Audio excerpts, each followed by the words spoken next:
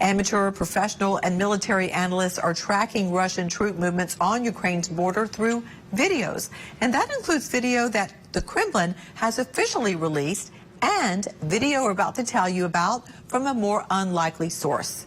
Newsy national correspondent Jason Bellini is here now to talk about how Belarus's citizens have been uploading video to social media and one platform in particular. He's now here with more about it. Jason, hello. Hi there, Natalie. Well, here's a preview. It's a platform that you may be more familiar with in context of dancing videos. I'll get to that in just a moment, but just a little bit of context here, where experts are saying that Russia's built up so many troops along the border of Ukraine that the time is running out. Putin's going to have to decide pretty soon whether to pull back or to invade. And now there's all these researchers out there who are trying to figure out what his intentions are using TikTok. It's Russia's largest movement of tanks and other heavy armor since the end of the Cold War. And while the country's leadership has shared some of the action in videos they themselves release, much more of it is being captured without official permission, primarily on, of all places, TikTok. Each conflict has its own social media platform that, propels the story to the world. Now it's TikTok. Professional military analysts like Konrad Muzika are using videos posted to TikTok by Russian and Belarusian civilians as clues.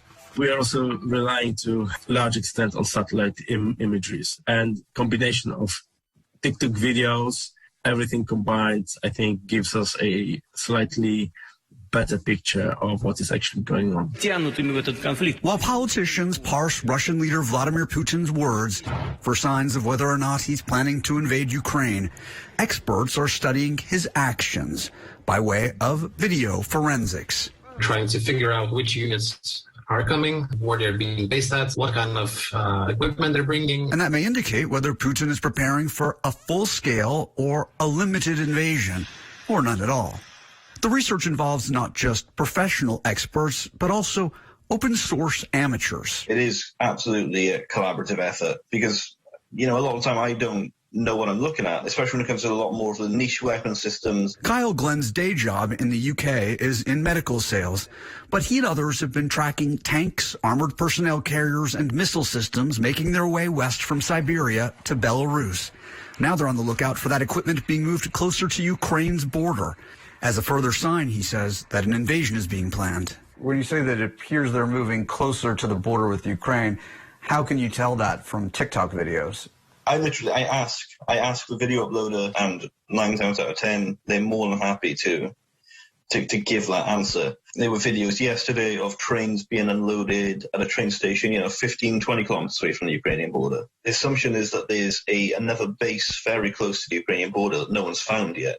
Analysts are always suspicious of Russian disinformation. It's always very, very important to take a look on actually who made this video. So go onto the profile and see how many followers this person has, how many people this person follows. Muzika says accounts with just a small number of video posts are a red flag.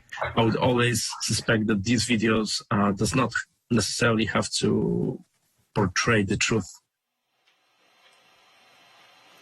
Portrayals of the truth that's hard to come by right now. But one thing you may be wondering is, what about videos from soldiers themselves? Aren't those helpful to researchers as well? Turns out the Russians are banning soldiers from posting videos to services like TikTok, Natalie.